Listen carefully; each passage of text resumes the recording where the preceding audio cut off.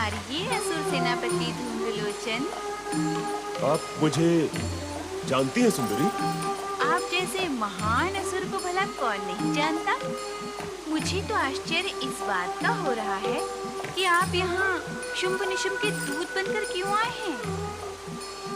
आपके प्रश्न का अभिप्राय क्या है सुंदरी? यही कि आप स्वयं इतने बलशाली हैं कि शुंभ निशुंभ भी आपके दास बनकर रह सकते हैं। किंतु हे अलौकिक सुंदरी, मैं इस समय स्वर्ग विजेता शुंभ निशुंभ का दूत बनकर आपको स्वर्ग ले जाने के लिए आया हूँ। मैंने तो दूत से कहा था कि मैं युद्ध चाहती हूँ और ये संदेश भी दिया था कि जो मुझे युद्ध में पराजित करेगा मैं उसी के साथ विवाह करूंगी। फिर उन्होंने तुम्हें क्यों भेजा है? सुंदरी, मैं तुझे बलपूर्वक उठाकर ले जाने के लिए आया हूँ। तुझ पर विजय पाने के लिए युद्ध की आवश्यकता ही नहीं है।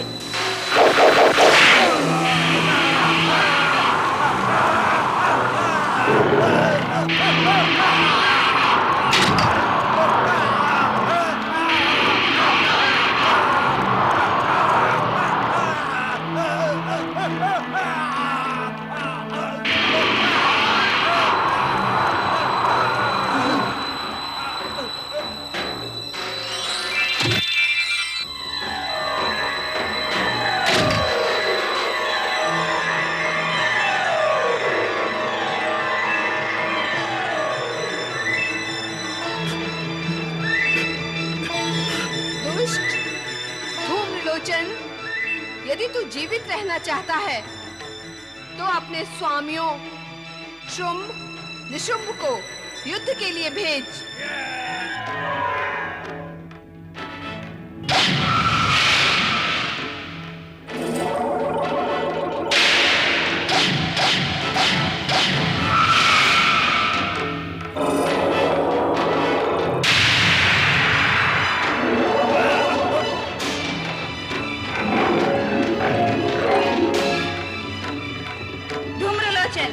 यदि जगदम्बा कालिका के हाथों मरना नहीं चाहता तो तुरंत लौट जा।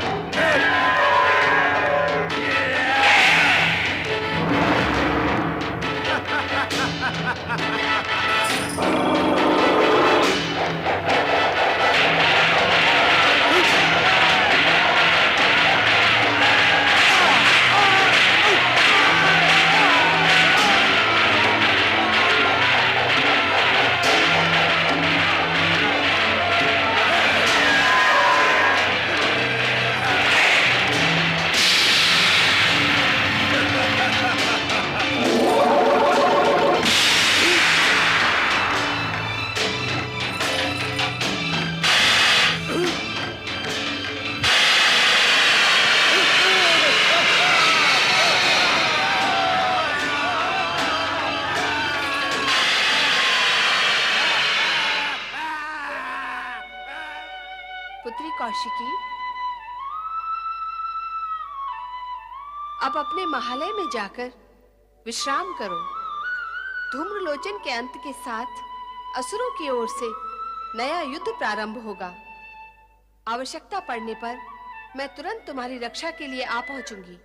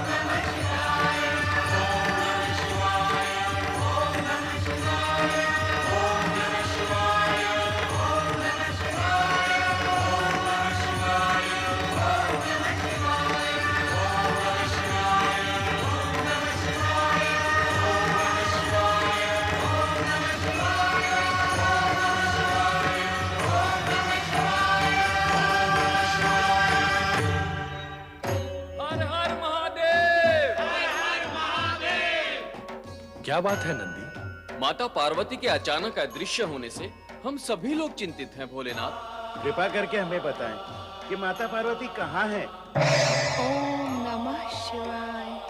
माता पार्वती की माता पार्वती की देवी, तुमने कालिका का रूप धारण करके कौशिकी की सहायता की है। यह देखकर हम प्रसन्न हुए।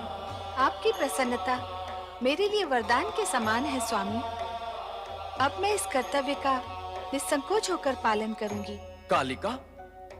ये कालिका का कौन सा रूप है माता? ये रहस्य हमें बताएं माता। हाँ माता, हम कुछ समझ नहीं रहे हैं। धैर्य धारण करो नंदी, धैर्य धारण करो। इस रहस्य को जानने के लिए तुम सभी को प्रतीक्षा करनी होगी। समय आने पर संपूर्ण रहस्य तुम्हें ज्ञात हो जाएगा। रक्षा करें दैत्यराज, रक्षा करें, रक्षा करें दैत्यराज, रक्षा करें। हमारे सैनिक मारे गए दैत्यराज। चिल्लाते ही रहोगे या कुछ बताओगे भी? दैत्यराज, कालिका के प्रहार से हमारे सेनापति धूम्रलोचन जलकर भस्म हो गए और हमारी असुर सेना नष्ट भ्रष्ट हो गई दैत्यराज। हमारे बहुत से सैनिक मारे गए और हम अपने प्राण बचाकर बड़ी कठिनाई से यहाँ पहुंचे हैं दैत्यराज। कौन है ये कालिका? कहां से आई ये कालिका जिसने हमारे सेनापति धूम्रलोचन को भस्म कर दिया? कौन हो सकती है कालिका? अवश्य ही ये सुंदरी कौशिकी की रक्षिका है। सबसे पहले हमें रक्षिका कालिका को ही समाप्त करना होगा। हाँ, यही एक उपाय है। निशुम, वो सुंदरी असीम शक्ति की स्वामिनी प्रतीत होती है। हमें अत्यंत सावधानी से युद्ध में उस पर विजय प्राप्त कर उसे यहां स्वर्गलोक में लाना होगा। दैत्यराज, इस समय आपको युद्ध भूमि में नहीं जाना चाहिए। धूम्रलोचन अपनी असावधानियों के कारण ही युद्ध में मारा गया। इस समय तो आपको किसी चतुर, सचेत, सावधान असुरवीर को भेजें ताकि वो अपनी चतुराई से कौशिकी को समझाकर यहाँ ला सके। दैत्यराज, उस सुंदरी से हम एक बार मिल चुके हैं। मिलने से हम उसके स्वभाव से परिचित भी हो चुके हैं। इसलिए एक बार फिर हमें उसके पास जाने का अवसर दे दैत्यराज। हमें विश्वास है कि हम उसे यहाँ लाने में अवश्य सफल होंगे। निशुम, मेरा विचार है हमें इन दोनों को ही भेजना चाहिए। हाँ भैया शुंभ, मैं भी ऐसा ही सोच रहा हूँ। चंड, मुंड, तुम दोनों असुर सेना के साथ उस ओर प्रस्थान करो। किंतु सावधान, विजयी होकर लौटना। ऐसा ही होगा दैत्यराज। स्वर्गाधिपति महाबली दैत्यराज शुंभ निशुंभ की जय। स्वर्गाधिपति महाबली दैत्यराज शुंभ निशुंभ की जय। शुंभ निशुंभ ने पहले धूम्रलोचन को भेजा देवी कौशिकी के पास और उसे मरवा दिया, और अब मरने की बारी है चंड मुंड की। क्या कारण है कि शुंभ निशुंभ अपनी असुर सेना को भेज रहे हैं? युद्ध करने स्वयं नहीं आते। वो देवी कौशिकी की शक्ति से परिचित होकर भयभीत हैं कि कहीं उनके हाथों वो मारे न जाएं। नारायण नारायण। देवराज एवं देवगण, आप सब यही विचार कर रहे हैं कि शुंभ निशुंभ स्वयं युद्ध करने क्यों नहीं जाते? कहीं देवी कौशिकी के हाथों मृत्यु को प्राप्त होने के भय से तो नहीं जाते? यही विचार मेरे अथवा अन्य किसी के भी मन में आ सकता है देवराज। कैसा विचार देवर्षि? यही कि आप स्वयं इन दुष्ट असुरों पर अपनी शक्ति का प्रयोग करके इन्हें समाप्त क्यों नहीं करते? देवर्षि, देवर्षि, इस बार स्वर्ग से निकलते ही हमारी सारी शक्तियां अपना चमत्कार खो चुकी हैं। इसके अतिरिक्त देवगुरु बृहस्पति ने भी हमें परामर्श दिया है कि हम अपनी बची कुची दिव्य शक्ति का प्रयोग करके उसे व्यर्थ न करें।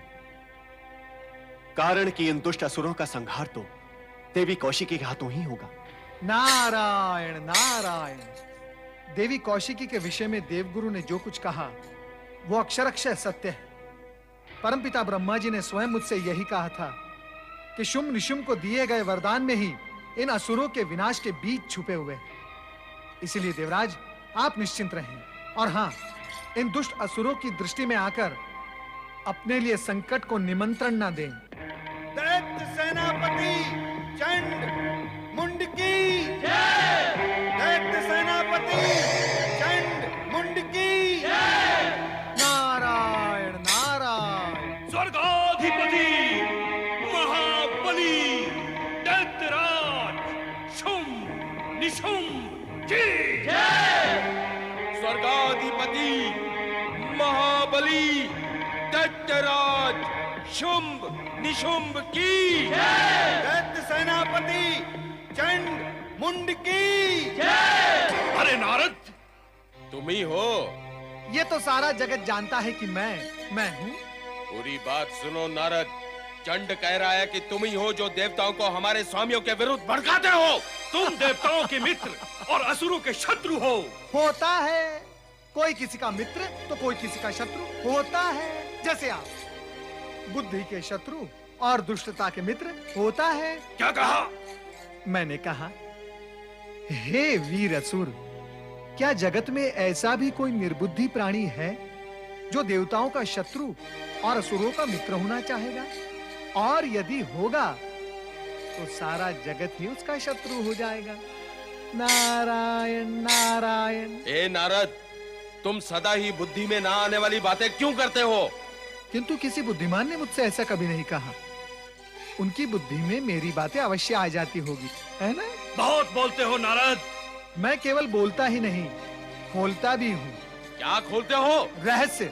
और इस समय यह रहस्य खोल रहा हूँ कि तुम दोनों का सर्वनाश समीप है। नारद! चित्कार से सत्य को नहीं दबाया जा सकता चंड। मैं तुम दोनों का सर्वनाश अपनी दिव्य दृष्टि से देख रहा हूँ। यदि माता कालिका के हाथों अपनी मृत्यु को प्राप्त नहीं होना चाहते तो जाओ, तुरंत जाकर पाताल लोक में छिप जाओ। क्या कहा? नारायण नारायण। अरे दुष्टों, निर्बुद्धियों, तुम्हारे हित की बात करता हूँ तो भी तुम्हें क्रोध आता है। नारायण नारायण। मैंने तो केवल तुम्हें सावधान किया है कि जिस ओर तुम जा रहे हो उस ओर साक्षात जगत माता, जगत जननी, जगदम्बे आदि शक्ति विराजित हैं। वे सत्पुरुषों की रक्षा और असुरों का विनाश करती हैं। उनकी पुत्री देवी कौशिकी भी इन्हीं गुणों से संपन्न है। वहां तुम्हारी मृत्यु निश्चित है। मां कालिका के सम्मुख तुम अधिक समय नहीं टिक पाओगे दुष्टों। अब मेरी बात बुद्धिमानों के समझ में आती है ना, तुम कैसे समझ पाओगे? नारायण नारायण। और विधि के विधान के आगे तुम क्या करोगे और मैं भी क्या करूं? अब आगे बढ़ो और परिणाम भुगतो। नारायण नारायण।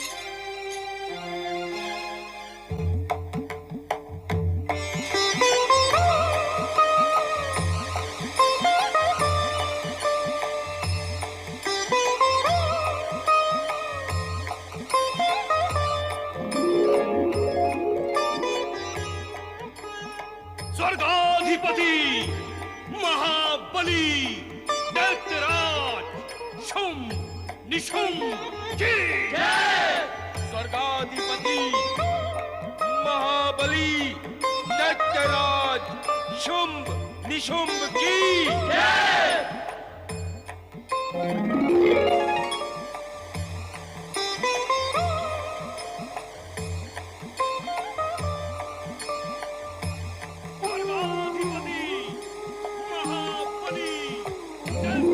कौशिकी, इस बार उन दुष्टों ने चंडमुंड को भेजा है। मैं चामुंडा का रूप धारण करके उनका वध करूंगी। तुम निश्चिंत रहो। माता, मैं तो तुम्हारी लीला के अधीन हूँ। नारायण नारायण। देवी के दोनों पावन रूपों को नारद का कोटि कोटि प्रणाम। धन्य हुआ मैं एक ही रूप को दो स्थिति में देखकर मैं धन्य हुआ। नारद, तुम यहाँ किसकी आज्ञा से आए हो? नारायण नारायण। माता, बालक को अपनी माता से मिलने के लिए किसी की आज्ञा की आवश्यकता होती ही नहीं। वाह पटु हो, तुम्हारे सम्मुख प्रश्न जन्म ले, उससे पूर्व ही उत्तर तुम्हारी वाणी में जन्म ले लेता है। अब प्रश्न ये है कि आज्ञा की आवश्यकता नहीं, किंतु आए क्यों हो? दर्शन, मात्र दर्शन। मन में एक प्रबल इच्छा थी कि आप दोनों के दर्शन एक साथ करूं, और यही कामना मुझे यहाँ तक ले आई, और वो पूर्ण भी हो गई, और मैं धन्य भी हो गया। देवऋषि, आपकी ये कामना तो युद्ध भूमि में भी पूर्ण हो सकती थी। युद्ध भूमि? नारायण नारायण। देवी कौशिकी, जो भी कामना युद्ध भूमि में पूर्ण होती है वो अत्यंत भयावह होती है, और उनके पूर्ण होने के पश्चात जीवन और जीवन की शांति दोनों नारायण नारायण समाप्त हो जाते हैं। मैं अपनी कामनाएं युद्ध भूमि में पूर्ण होने के पक्ष में कदापि नहीं हूं। असुर सेनापति महाबली चंडमुंड की माता, आप इन असुरों को यमलोक पहुंचाएं। मैं चलता हूं, मुझे आज्ञा दें।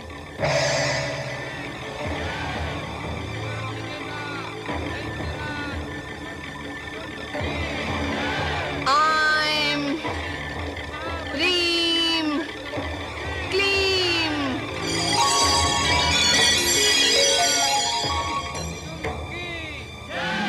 असुर सेनापति महाबली चंडमुंड की सावधान दुष्ट चंडमुंड, तुम्हारा प्रवेश कौशिकी महालय में अब कदापि नहीं होगा। तुम दोनों यदि अपनी रक्षा चाहते हो तो पाताल लोक लौट जाओ, अन्यथा मुझसे युद्ध करो। नहीं, हम बलपूर्वक सुंदरी कौशिकी को स्वर्गलोक ले जाकर ही रहेंगे। स्वर्ग विजेता शुंभ निशुंभ की यही आज्ञा है। चंडमुंड, तुम दोनों को समाप्त करने के लिए ही मैंने चामुंडा का रूप धारण किया है। हम पाताल के महावीर योद्धा हैं। या!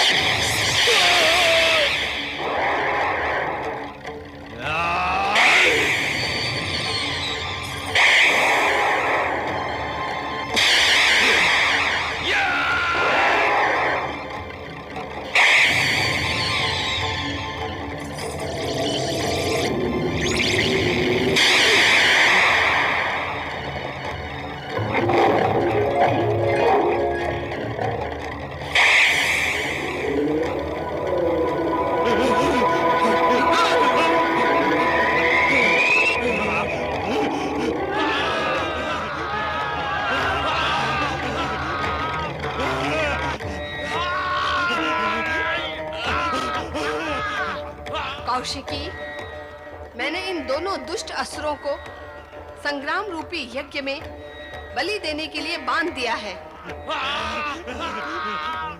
माता, आपने चामुंडा रूप धारण कर लिया है।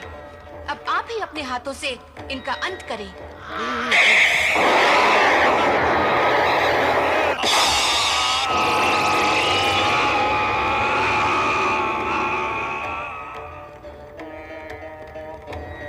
महादेवी महाशक्ति माता चामुंडा की जय। महादेवी महाशक्ति माता चामुंडा की जय।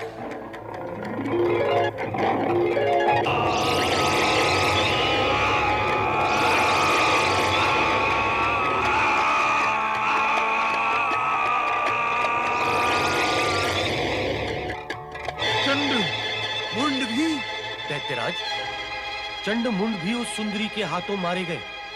अब तो आपको उसे प्राप्त करने का विचार त्याग देना चाहिए, अन्यथा असुर जाति का सर्वनाश हुए बिना नहीं रहेगा। असुर जाति के सर्वनाश की भविष्यवाणी करने वाले असुर द्रोही, तेरा ही परामर्श मानकर हम धूम्रलोचन तथा चंडमुंड जैसे असुर वीरों से हाथ धो बैठे हैं। असुर जाति के सर्वनाश से पहले तो हमारे हाथों तेरा सर्वनाश होगा। दैत्यराज, अब तो ये निश्चित ही हो गया है कि ब्रह्मदेव का वरदान ही तुम दोनों के सर्वनाश का कारण होगा। अब तुम्हें उस देवी से कोई नहीं बचा सकता।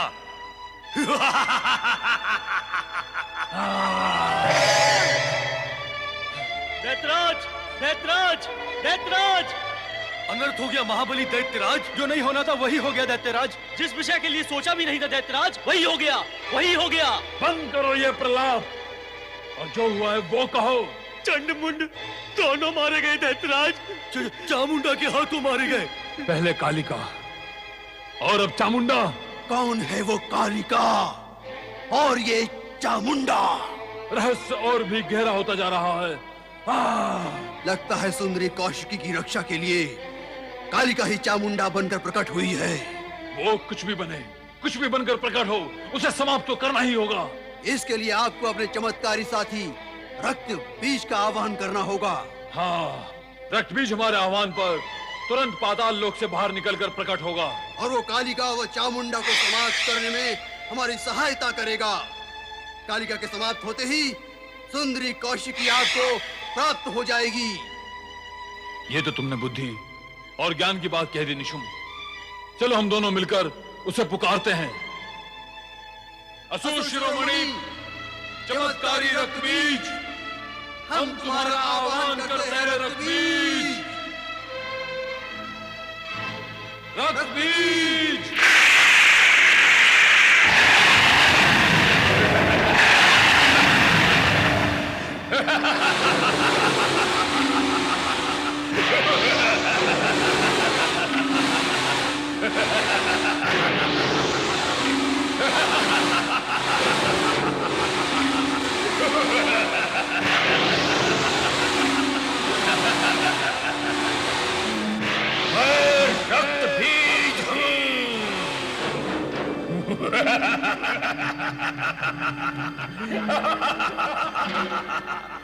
स्वर्गाधिपति असुर सम्राट दैत्यराज शुंभ निशुंभ की रक्तबीज, तुम्हारे आगमन से हम प्रसन्न हुए। दैत्यराज, मेरा आह्वान क्यों किया? रक्तबीज, सुंदरी कौशिकी को हमने स्वर्ग की साम्राज्य बनाने का प्रण किया है और उस प्रण की पूर्णता में कालिका चामुंडा बाधा बनी हुई हैं। रक्तबीज, तुम तुरंत जाकर चामुंडा और कालिका को समाप्त करके सुंदरी कौशिकी को यहां ले आओ। इसके लिए हम सदा तुम्हारे आभारी रहेंगे। असुर सम्राट शुंभ निशुंभ, आपकी आज्ञा मानकर आपका प्रण पूरा करना मेरा परम कर्तव्य है। मैं अपना कर्तव्य अवश्य पूरा करूंगा।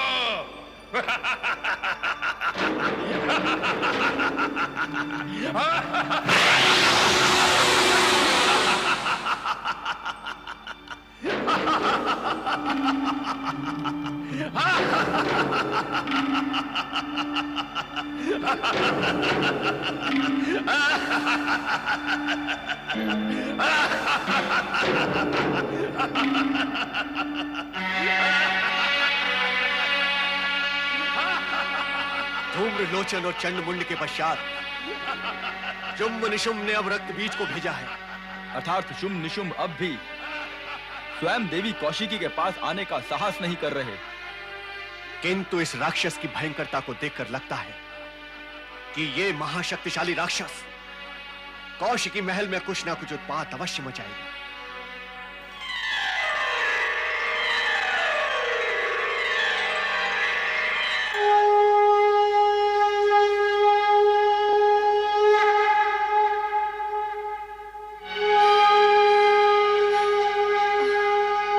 देवी? ये शंख ध्वनि सुन रहे हैं ना स्वामी? ये कौशिकी का आह्वान है मेरे लिए।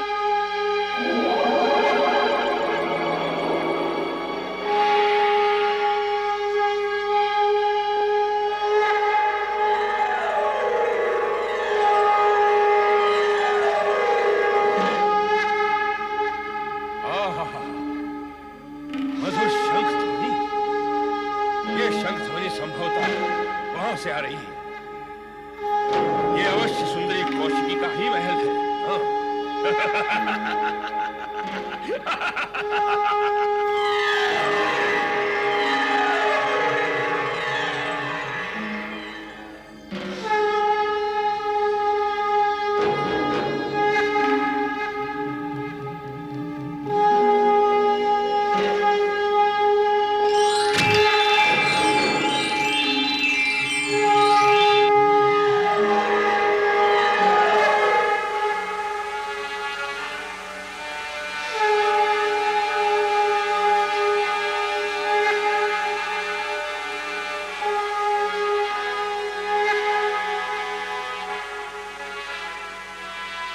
उत्कृष्ट, अलौकिक, अद्वितीय। हे सुंदरी, मैं यहां तुमसे युद्ध करने नहीं आया हूं। मैं तो तुम्हें आदर पूर्वक स्वर्गलोक ले जाने के लिए आया हूं। महाबली शुंभ निशुंभ त्रिलोक विजेता है। तुम उनके हृदय सिंहासन पर विराजमान होकर त्रिलोक साम्राज्ञी बन जाओगी और जगत के सर्वोत्तम सुखों को भोगोगी। आओ मेरे साथ, आओ स्वर्गलोक चलो मेरे साथ।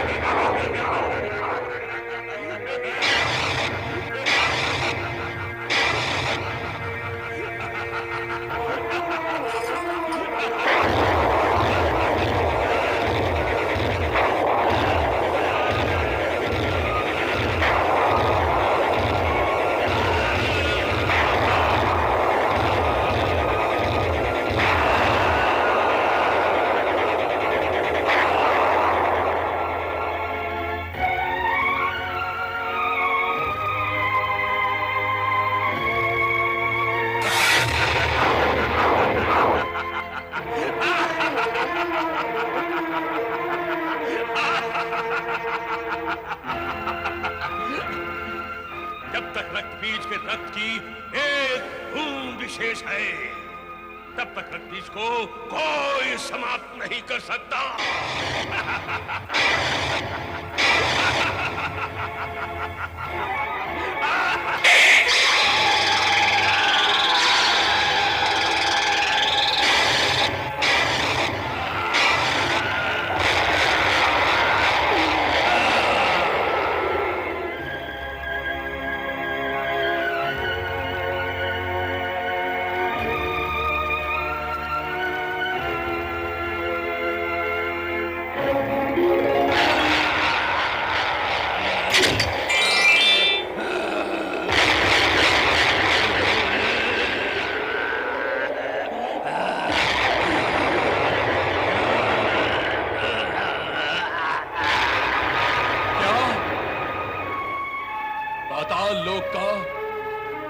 शक्तिशाली असुर रक्त बीज मारा गया। भैया शुंभ, अब तो स्वयं मुझे ही युद्ध भूमि में जाना होगा। तुम जाओगे? हाँ, मेरी वरदानी शक्ति को कोई चुनौती नहीं दे सकता। मैं कालिका का संहार करके सुंदरी कौशिकी को लाकर आपके चरणों में डाल दूंगा। असुर सेना तैयार हो, आगे बढ़ो। महाशक्तिशाली दैत्यराज निशुंभ की, दैत्यराज निशुंभ की, दैत्यराज निशुंभ की।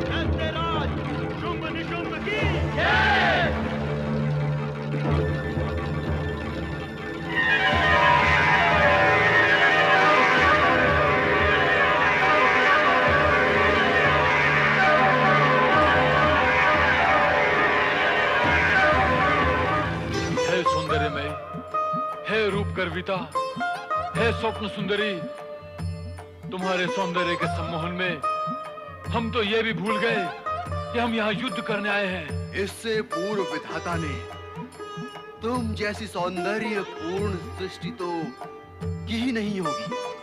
अब भविष्य में भी क्या करेगा? सृष्टि का संपूर्ण सौंदर्य तो तुम्हारी रचना में ही समाप्त हो गया। तुम्हारी रचना करने के पश्चात सौंदर्य के नाम पर विधाता के पास अब शेष बचा ही क्या होगा? तुम्हारा एक एक अंग अर्थात अंग प्रत्यंग विधाता ने यत्न और परिश्रम से रचा है। तुम्हें बनाकर यदि विधाता अपनी रचना पर गर्व भी करे तो उसका गर्व कौन खंडित कर सकता है?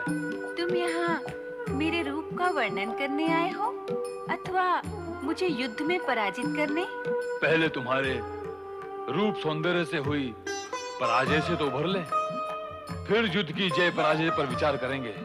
ऐसी सर्वश्रेष्ठ सुंदरी से युद्ध करना कौन चाहेगा? तुम्हारे भीतर दो विरोधी गुण एक साथ कैसे समा गए सुंदरी? सौंदर्य और युद्ध की तत्परता। तुम जैसी कोमलांगी सुमधुरा लावण्य में युद्ध करे?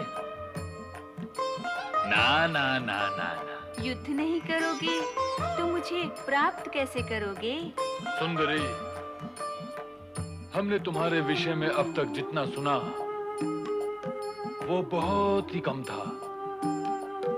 सुनाने वालों के पास सुनाने की गुण शैली, वाणी और भाषा थी ही नहीं। सुंदरी, तुम जैसी परम सुंदरी से युद्ध करना अपने पौरुष का अपमान करना होगा।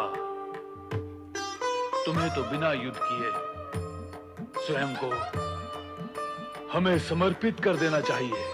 हमारा सारा बल वैभव तुम्हारे चरणों में समर्पित है सुंदरी। फिर युद्ध की क्या आवश्यकता है? और मेरी प्रतिज्ञा का क्या होगा? प्रतिज्ञा? कैसी प्रतिज्ञा? तुम्हारे सेवकों ने तुम्हें बताया नहीं कि मैं प्रतिज्ञा कर चुकी हूँ कि मैं उसी पुरुष से विवाह करूंगी जो युद्ध में मुझ पर विजय प्राप्त कर लेगा।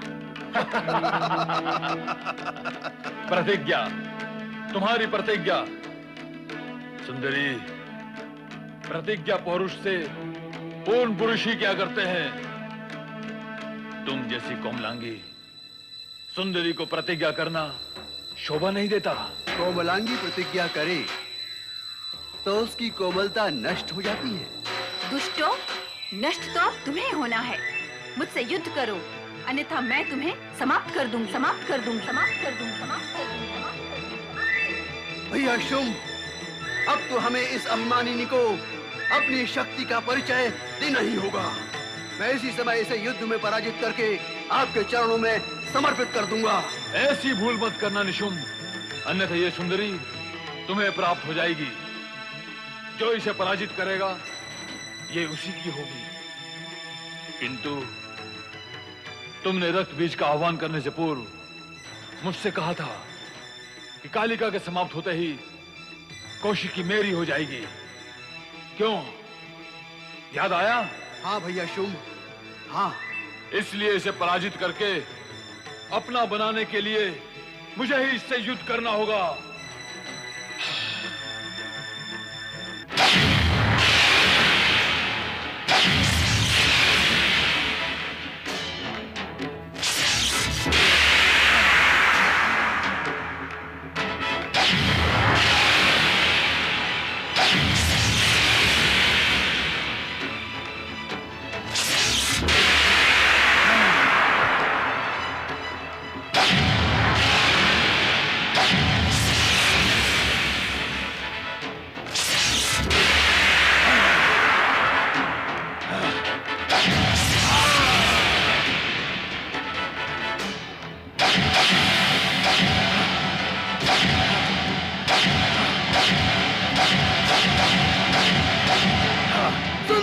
नहीं निशुम्भ, नहीं। इस सुंदरी पर हमारे अतिरिक्त अन्य कोई प्रहार नहीं करेगा।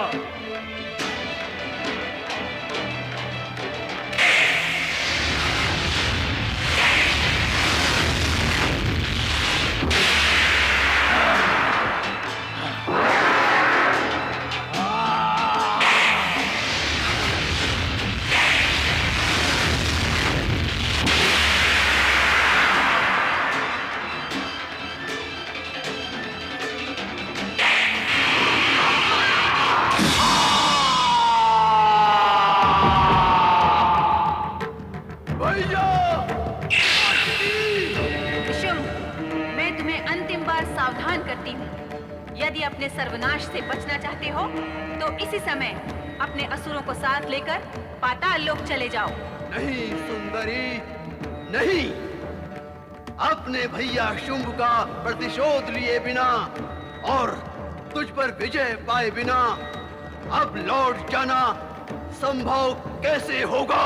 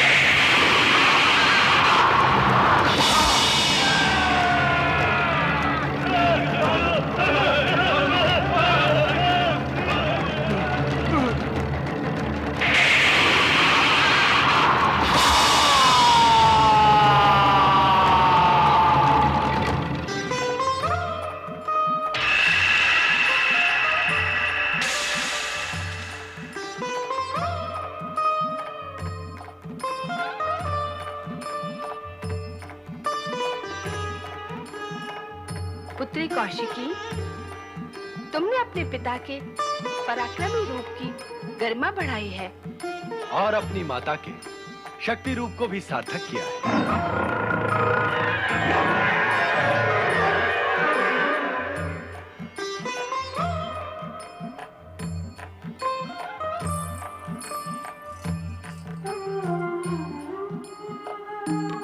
माता पिता का आशीर्वाद और कृपा संतान के साथ हो तो उसका अहित कौन कर सकता है? धन्य है महादेवी कौशिकी, आप धन्य हैं। आपके कारण सारे देवगण चिंता मुक्त हो गए। शक्ति स्वरूपिणी महादेवी कौशिकी की जय। मेरा उद्देश्य और कर्तव्य पूर्ण हुआ।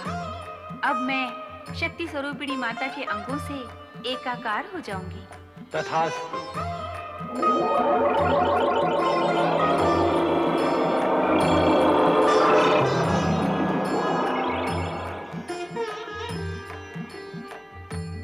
त्रिलोकीनाथ भगवान भोलेनाथ की जय।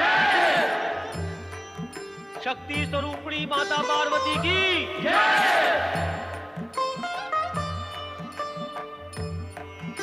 भगवान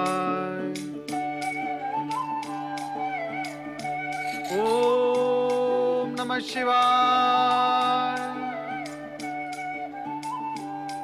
भगवान भोलेनाथ, कहाँ हैं आप? कहाँ है माता पार्वती? आप कहाँ हैं? नंदी, भृंगी, शिवगण कहाँ चले गए सबके सब? ओम नमः शिवाय। प्रणाम के उत्तर में मैं केवल इतना कह सकता हूँ, कल्याण हूँ। किंतु भगवान भोलेनाथ के लिए लगाई गई पुकार के उत्तर में तुम क्या कहोगे? देव ऋषि, माता पार्वती ने गगन विहार तथा मुक्ति नगरी काशी जाने की इच्छा प्रकट की थी, इसीलिए भगवान भोलेनाथ उनको लेकर। बस नंदी बस, मैं सब समझ गया। कभी कभी माता पार्वती का मन भी कैलाश के इस वातावरण से उचट जाता है, इसलिए वे भ्रमण का कार्यक्रम बना लेती है। आप तो हमें केवल ये बताएं नंदी महाराज कि उन्हें गए कितना समय हुआ है? समय तो बहुत अधिक हुआ देव ऋषि। भगवान भोलेनाथ को जाकर लौटने में इतना विलंब कभी नहीं हुआ। अर्थात वे अब काशी से लौट ही रहे होंगे। फिर तो मैं दोनों के दर्शन आकाश मार्ग से जाते हुए आकाश में ही कर लूंगा। नारायण नारायण। जय जय ब्रह्मदेव, जय जय ब्रह्मदेव। नारायण भज मन नारायण नारायण नारायण। जय जय ब्रह्मदेव, जय जय ब्रह्मदेव। नारायण नारायण नारायण। जय जय ब्रह्मदेव, जय जय ब्रह्मदेव। जय जय ब्रह्मदेव, जय जय ब्रह्मदेव। अरे ये तो नारद है, बहुत दिनों बाद मिला। ओह, बाल सखा पर्वत, देवर्षि नारद। पर्वत कहाँ थे तुम इतने समय तक, और इधर किधर जा रहे हो? जय जय ब्रह्मदेव। तुम कहो, तुम कहाँ थे अब तक? तुम्हारे तो दर्शन ही दुर्लभ हो गए। बरसों पश्चात आज तुम्हारे दर्शन हुए हैं। आहा, कितना सौभाग्यशाली हूँ मैं। जय जय ब्रह्मदेव। सखा पर्वत, मैं तो आकाश, पाताल, पृथ्वी, इन तीनों मार्गों से सदा भ्रमण करता रहता हूँ, किंतु तुमसे कभी भेंट नहीं हुई। रहते कहाँ हो तुम? नारद, हम दोनों देवगुरु बृहस्पति के आश्रम में साथ साथ पढ़े और बड़े हुए हैं। इस नाते हम दोनों बाल सखा, सहपाठी व मित्र हैं। हमारा एक और संबंध भी है। तुम परमपिता ब्रह्मा जी के मानस पुत्र हो और मैं ब्रह्मा जी की मानस पुत्री ऋषिका का पुत्र हूं। इस नाते तुम मेरे मामा हुए और मैं तुम्हारा भांजा। दो संबंध होने के बाद भी दीर्घ काल तक हमारी भेंट नहीं हुई। क्या ये विडंबना नहीं? नहीं पर्वत, दुखी होने का कोई कारण नहीं। हम दोनों की भेंट न होने पर भी हम दोनों के मन में एक दूसरे के प्रति सद्भावना और प्रेम है। तुम क्या समझते हो? जो मामा भांजा, चाचा भतीजा, भाई भाई प्रतिदिन मिलते रहते हैं, भेंट करते रहते हैं, उन लोगों में क्या अधिक प्रेम, सद्भावना होती है? नहीं पर्वत, ऐसा नहीं है। किंतु मुझे तुम्हें देखकर आश्चर्य अवश्य हुआ है। आश्चर्य का कारण? नारायण नारायण। मुझसे परिचित जितने भी देव, दानव और मानव हैं, वो तुम्हें देखकर संभ्रमित अवश्य हो जाएंगे। तुम्हारा ये नारद रूप देखकर वे तुम्हें नारद ही समझ बैठेंगे। सत्य तो यही है। मैंने बाल्यकाल से ही तुम्हें अपना आदर्श माना है। तुम्हारे ही रंग रूप व चेष्टाओं का अनुसरण किया है। तुम नारायण के भक्त हो और मैं नाना ब्रह्मदेव का। तुम हर समय नारायण का जाप करते हो और मैं ब्रह्मदेव का। जय जय ब्रह्मदेव। बरसों तक जाप और तपस्या करने के पश्चात भी मुझे आज तक कोई वरदान प्राप्त नहीं हो सका। लंबे समय तक ब्रह्मलोक और विष्णु लोक की खोज में भटकता रहा, परंतु उनका पता भी ना पा सका। मित्र पर्वत, उद्देश्य प्राप्ति के लिए सच्ची भक्ति भावना का होना आवश्यक होता है। अर्थात मेरी भक्ति भावना सच्ची नहीं है। होती तो तुम सफल अवश्य हो जाते। तुमने नारद के बाहरी रूप रंग को तो धारण कर लिया, वो भी अपने तन पर, किंतु तुम वो नहीं धारण कर पाए अपने मन में जो नारद क्षण क्षण पल पल धारण किए घूमता रहता है, फिरता रहता है। वो क्या है जो मन में धारण करना होता है? निष्ठा, भक्ति, परमार्थ, लोक कल्याण की भावना, पर पीड़ा, क्या ये सब तुम्हारे मन में है? तुम्हारा मौन इस सत्य का प्रमाण है पर्वत कि तुम आंतरिक सुचिता के आधार पर नहीं, बाहरी आडंबर के आधार पर उपलब्धियां प्राप्त करना चाहते हो। प्राणी दूसरों का रूप धारण करके उसके अनुरूप तो नहीं हो सकता। तो अब तुम ही बताओ कि मुझे तुम्हारे जैसी सिद्धियां कैसे प्राप्त हो सकती हैं? मैं चाहता हूं कि मुझे ब्रह्मा, विष्णु, महेश के दर्शनों की शक्ति प्राप्त हो और तीनों लोकों में गमन करने की सुविधा भी प्राप्त हो। मित्र पर्वत, मैंने तुम्हें अभी अभी बताया कि इसके लिए मन में श्रद्धा, निष्ठा, भक्ति जागृत करनी होगी, मन में दर्शन की इच्छा जगानी होगी। मैं समझ गया यह सब तुम्हारे लिए संभव ही नहीं, फिर भी तुम मेरे बाल सखा और परम मित्र तो हो ही। भांजा भी हूं। हाँ, मानता हूं। और इसीलिए ब्रह्मलोक जाकर परमपिता ब्रह्मा जी से मैं तुम्हारी प्रार्थना करूंगा और उनसे कहूंगा कि अपने नाती, मेरे भांजे, अपने परम भक्त पर्वत पर कृपा करे, उसे एक बार दर्शन देकर वरदान दे और उसका जीवन सफल करे। नारायण नारायण। तुम तो मुझे पाकर धन्य नहीं हुए, पर मैं तो तुम्हें पाकर आज धन्य हो गया हूं। तुम्हारी प्रार्थना का ब्रह्मदेव क्या उत्तर देंगे, तुम शीघ्र ही मुझे बताना। मैं अत्यंत व्यग्रता और व्याकुलता से तुम्हारी प्रतीक्षा करूंगा। नारायण नारायण। कहां करोगे मेरी प्रतीक्षा? कहां होगी भेंट तुमसे? कहां छिपते रहते हो? तुम्हारा निवास स्थान भी तो ज्ञात नहीं। अपना निवास स्थान तो बताओ मुझे। मैं मंदाकिनी नदी के तट पर एक पर्वत के नीचे रहता हूं। वही मेरा छोटा सा आश्रम है। आश्रम में अकेले ही रहते हो या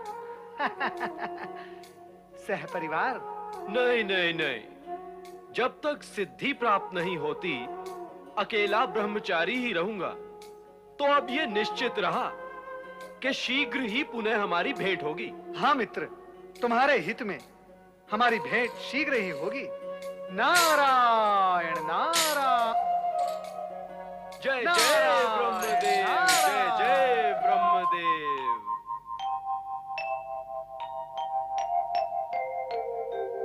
नारायण नारायण नारायण, भज मन नारायण नारायण नारायण। देवी, तुरंत अदृश्य हो जाओ। इस समय नारद से मिलना उचित नहीं है।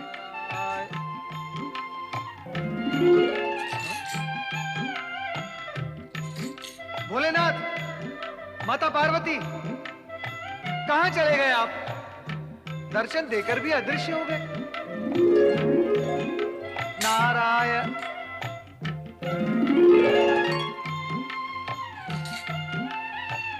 प्रभु, ये कैसी आंख मिचोली है मेरे साथ? अपराध क्या है मेरा? भूल क्या हो गई मुझसे प्रभु? कहें आप कहां हैं? हे भोलेनाथ, आप चाहे जितना मेरे साथ आंख मिचोली और विनोद कर लें, परंतु मैं आज आपके दर्शन करके ही रहूंगा। नारायण नारायण। स्वामी, आप अपने परम भक्त नारद के साथ ये विनोद क्यों कर रहे हैं? देवी, हम सदा ही नारद को सरलता से मिल जाते हैं, और वे अपने प्रश्नों का समाधान पाकर तुरंत चले भी जाते हैं। किंतु इस बार हम उनसे तपस्या करवाना चाहते हैं। माता, क्या हो रहा है ये? भगवान भोलेनाथ मेरे प्रति इससे पूर्व इतने निष्ठुर कभी नहीं हुए। माता, आप कृपया मुझे बताएं कि मुझसे कोई अपराध हो गया है। भगवान भोलेनाथ मुझसे रुष्ट क्यों हैं? नहीं नारद, प्रभु तुमसे रुष्ट नहीं है। रुष्ट नहीं है? तो फिर वे मुझे दर्शन क्यों नहीं देते? दर्शन देने से पूर्व वे तुमसे तपस्या करवाना चाहते हैं। किंतु पहले तुम ये बताओ कि उनके दर्शन की इच्छा किस प्रश्न के समाधान के लिए है? माता, मेरा सबसे पहला प्रश्न ये है कि भगवान भोलेनाथ मुझे दर्शन कब देंगे? अब आप मेरे इस प्रश्न का समाधान तो कर नहीं सकेंगी। आपने तो केवल इतना बता दिया कि भगवान भोलेनाथ मुझसे तपस्या करवाना चाहते हैं। अब भगवान भोलेनाथ मुझसे तपस्या क्यों करवाना चाहते हैं, ये तो आपने बताया ही नहीं। अब जबकि आपके श्रीमुख से ये सत्य प्रकट हो ही चुका है कि वे मुझसे तपस्या करवाना चाहते हैं, सो मैं तपस्या करूंगा माता। मैं तपस्या अवश्य करूंगा, क्योंकि भगवान भोलेनाथ की इच्छा के सम्मुख हम सब विवश हैं। और भगवान भोलेनाथ के दर्शन प्राप्त करने के लिए, उनकी इच्छा पूर्ण करने के लिए मैं अब तपस्या करूंगा, अवश्य करूंगा। और तपस्या करने की अब तो मैंने ठान ही ली है। अब आप मुझे आज्ञा दें।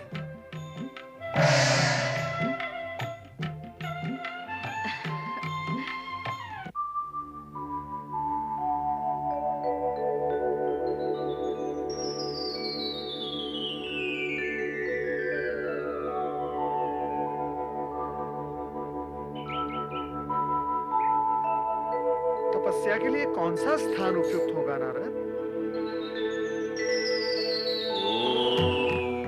नमः शिवाय, ओम नमः शिवाय, ओम नमः शिवाय। नारायण नारायण। दधीचि ऋषि का यह आश्रम उपयुक्त और अनुकूल स्थान है तपस्या करने के लिए। दधीचि दाम्पत्य के साथ बैठकर तपस्या करने से मुझे भी उनकी तपस्या का लाभ होगा। चलो नारद, दधीचि आश्रम चले। नारायण नारायण।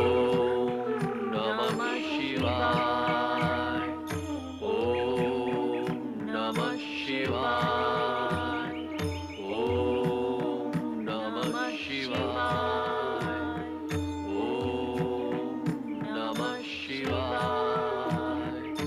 ओम नमः शिवाय, ओम नमः शिवाय, ओम नमः शिवाय, ओम नमः शिवाय, ओम नमः शिवाय, ओम नमः शिवाय,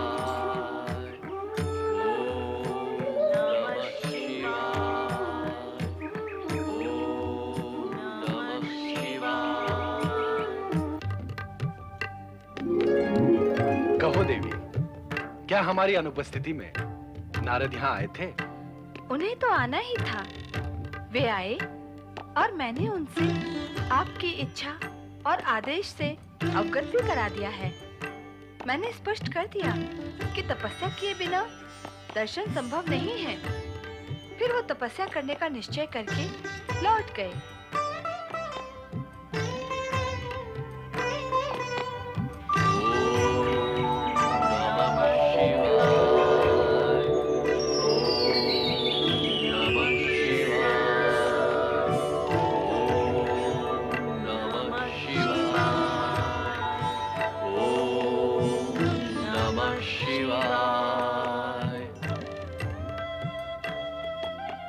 स्वामी, नारद कहाँ हैं? नारद बहुत ही चतुर और दूरदर्शी है देवी। नारद तो चतुर है, किंतु इस समय नारद ने क्या चतुरता की है? वे उसी स्थान पर तपस्या करने बैठ गए हैं जहां हम जैसा पुत्र पाने के लिए महर्षि दधीचि और उनकी धर्मपत्नी सुवर्चा वर्षों से तपस्या कर रहे हैं। अब तो हमें उन्हें दर्शन देने ही होंगे। मैं भी आपके साथ चलूंगी स्वामी। अवश्य।